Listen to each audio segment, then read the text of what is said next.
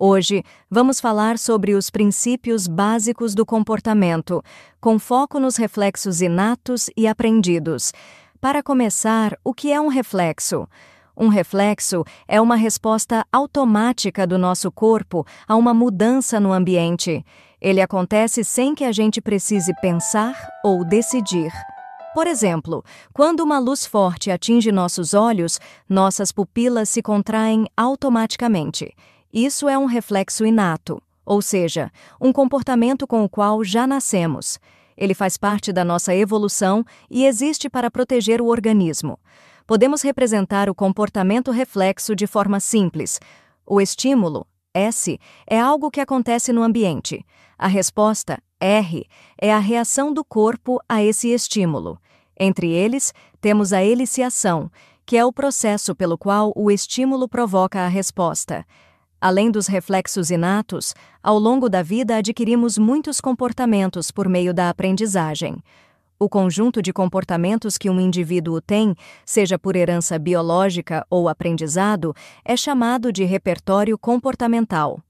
Outro conceito importante é a contingência, que descreve a relação entre os eventos do ambiente e o nosso comportamento. Em outras palavras, se algo acontece, então algo mais ocorre como consequência. Um exemplo simples de contingência é: se você coloca luz nos olhos, então a pupila se contrai. Isso mostra como nossas respostas estão ligadas ao ambiente. Agora vamos falar sobre como a intensidade do estímulo afeta a resposta. Quanto mais forte o estímulo, mais intensa será a reação do organismo. Existem algumas leis que ajudam a entender esse processo. Lei da intensidade e magnitude. Quanto maior a intensidade do estímulo, maior será a resposta. Por exemplo, se um som é muito alto, sua reação de susto será mais intensa. Lei do limiar. Para que uma resposta aconteça, o estímulo precisa ter uma intensidade mínima. Se for muito fraco, ele não gera nenhuma reação.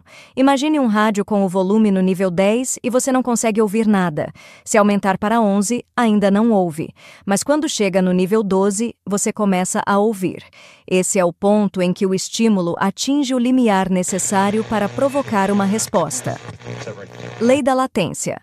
Quanto mais forte o estímulo, mais rápido será o tempo de resposta. Um exemplo: se você ficar 30 minutos no sol a 30 graus, pode se queimar.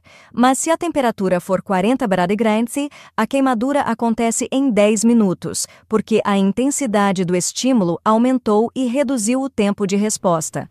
Além disso, existem dois fenômenos que podem modificar a forma como reagimos a um estímulo: habituação e sensibilização. Habituação acontece quando um estímulo se repete várias vezes e a resposta vai diminuindo até desaparecer. Imagine que você ouve um barulho alto do lado de fora. No começo, você se assusta, mas com o tempo acostuma-se com o som e deixa de reagir. Sensibilização ocorre quando a resposta aumenta com a repetição do estímulo. Por exemplo, se um barulho irritante continua acontecendo repetidamente, mesmo que fique mais baixo, pode te deixar cada vez mais nervoso. Agora, vamos falar sobre o reflexo aprendido, que também pode ser chamado de reflexo condicionado. Quem estudou isso foi Ivan Pavlov, um cientista que fez um experimento clássico com cães. Ele percebeu que os cães salivavam naturalmente ao ver comida, mas não ao ouvir um som qualquer. Então, Pavlov fez um teste. Ele tocava um sino antes de dar comida aos cães. Com o tempo, os cães começaram a associar o som à comida. Depois de várias repetições, só o som do sino já fazia os cães salivarem, mesmo sem comida. Esse é o condicionamento clássico, onde um estímulo neutro passa a gerar uma resposta por associação. Mais tarde, outro pesquisador, John Watson, expandiu essa ideia para o campo das emoções. Ele mostrou que as emoções também podem ser aprendidas por meio da associação com estímulos do ambiente.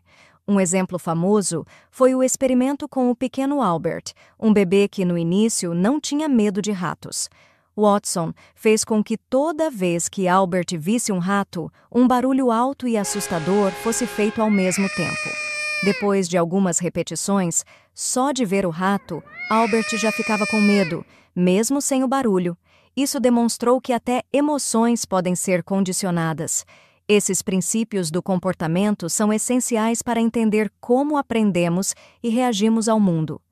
Desde reflexos inatos até emoções aprendidas, tudo está relacionado às interações entre nosso organismo e o ambiente ao nosso redor. E aí, conseguiu entender melhor como funcionam os reflexos e o comportamento? Se quiser saber mais sobre esse tema, continue acompanhando nossos conteúdos. E antes de sair, já deixa o like, se inscreve no canal e ativa o sininho para não perder os próximos vídeos. E se ficou com alguma dúvida ou tem alguma sugestão de tema, deixa aí nos comentários. Até a próxima!